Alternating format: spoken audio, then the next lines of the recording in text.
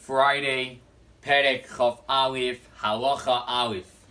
Shnayim she'idu she'gedesh ploini ishtoi v'linosam lo kesuba.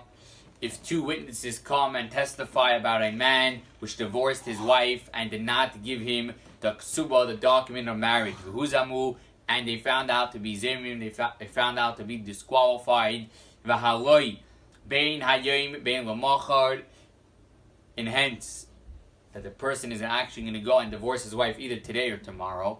Im gedesh seifoi liting ksuba, and he actually goes and divorces his wife. He ends up giving her ksuba. But the fact that they found out to be zimim, they found out to be disqualified, so they obviously need to get a little bit of punish and need to do something like it says, talking what they wanted to do. So we're going to explain over here exactly what that means in every single case. We're going to evaluate kama adam reitzin litin b'ksubasa shalzu kishatimkar oisa b'toivas hana umeshamim es demei toivas hana zu. They evaluate how much a person wants to actually go and sell this ksuba, the marriage document, and they will have to pay that price. And we evaluate the woman and the ksuba. For example, she'im ha'isha chayla or zikena, if the woman is sick or old, ohisha ha'yashalim beina levein baila, aim demei ksuba kishatimaka kamay demei im ha'isa isha b'riya uktana oyesh beneim kitata. If a woman is old or not well, the value of the ksuba is different than for a woman which is fully healthy. Shazu kreva min hagerushin unuchayka min hamisa, because a woman which is a lot healthier is closer getting divorced and further away than of dying. V'chein as well im tevas hanosh ksuba hameruba kifi tevas hanosh ksuba hamuetes. They'll evaluate this tevas hano, this good, the value of the actual ksuba, the marriage document, is different. Some of them are more and some of them are less. If a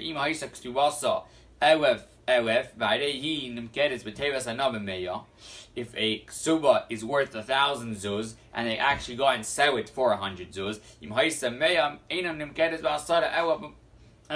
but if it's 100 zuz, then it can even be sold for less than 10 zuz. And this how much money it would actually be will be decided by the judges. Halacha beis heidu al zeh shu chayev u'foini elev zuz abanas v'itei mikan v'atshleishim yom. Two witnesses come in front of judges and say that this person owed someone 1,000 zuz, which is an amount of money in those times, on condition that he's giving it from today, that he has 30 days to pay up. V'halei v'omer, and the borrower says, Ad chamesh shanim achar hashleishim yom, that we actually made it up to pay for the next 5 years. The nimsu zim, and they found it to be disqualified. Oimdim, we evaluate kama adam reitzin litain v'yu b'yadav elev zuz chamesh shanim. We evaluate how much a person will actually benefit from the fact that he has 1,000 zuz in his hand, meaning that he pays it up slowly. Umeshavim came out while waving, and you pay this actually to the waver, to the person which you have to try to accuse to get him to pay this money.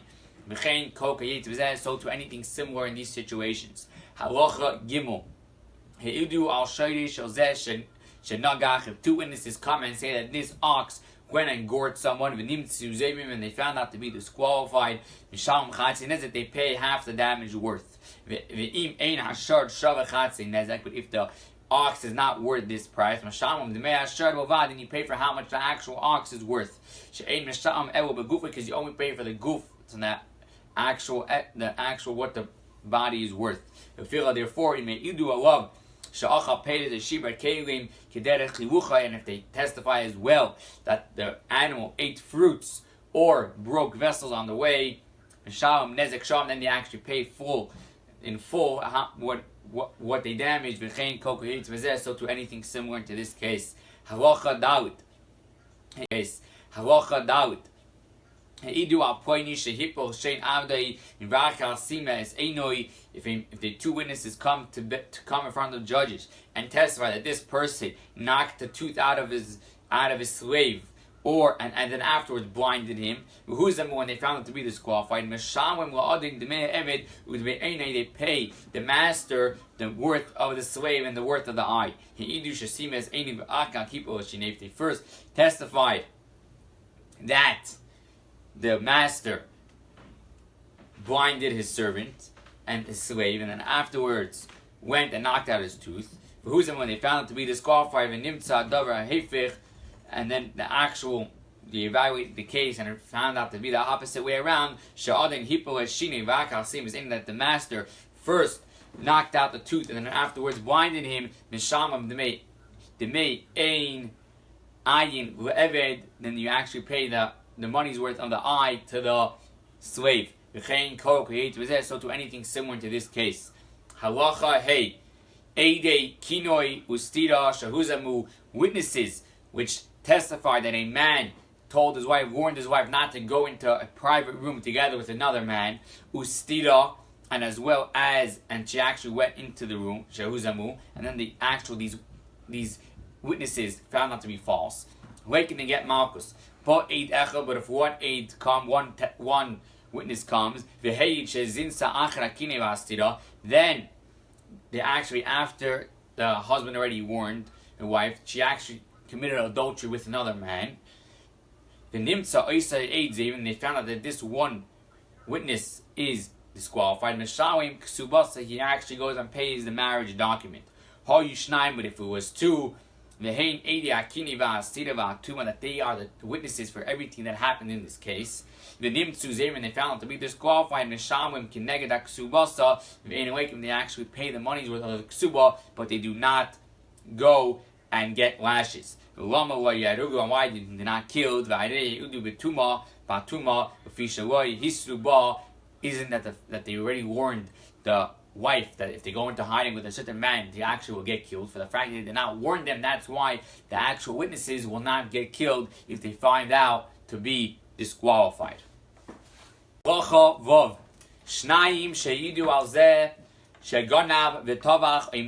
if two witnesses come and testify that a person stole something, slaughtered it, and sold it, when they found out to be false, they have to pay him everything. But if two people come and testify that this person stole, that another two witnesses come and say that this person actually went and slaughtered it or sold it,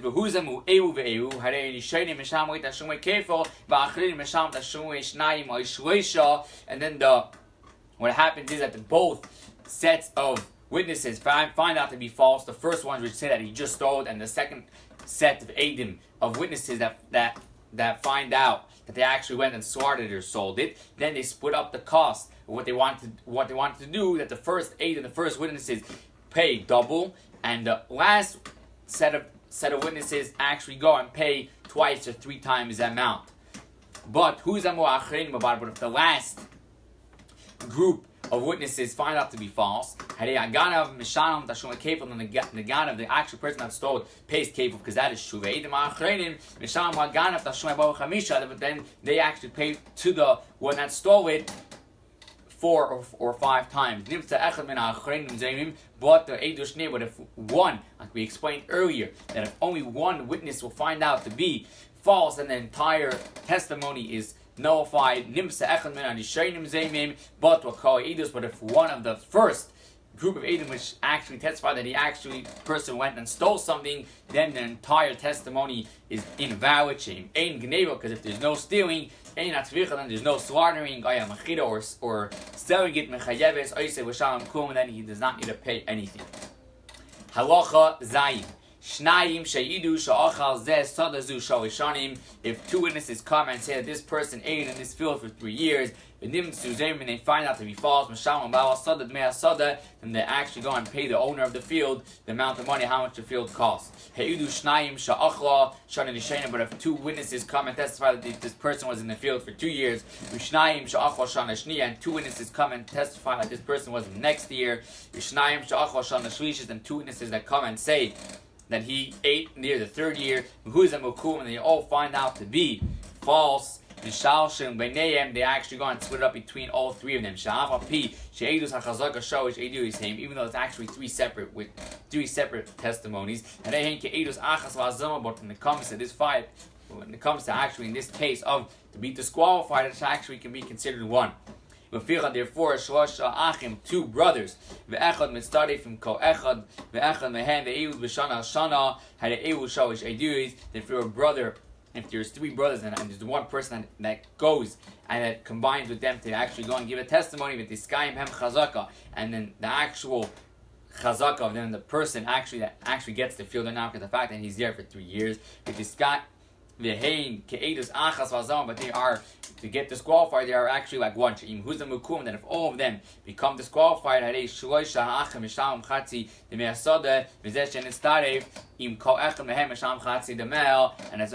the cost between all of them.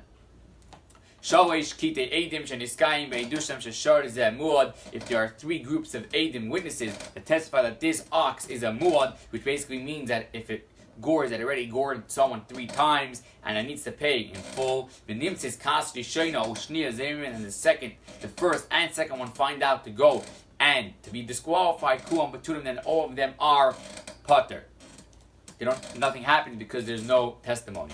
If all 3 of them find out to be false, then they only need to pay half a damage. Even though the animal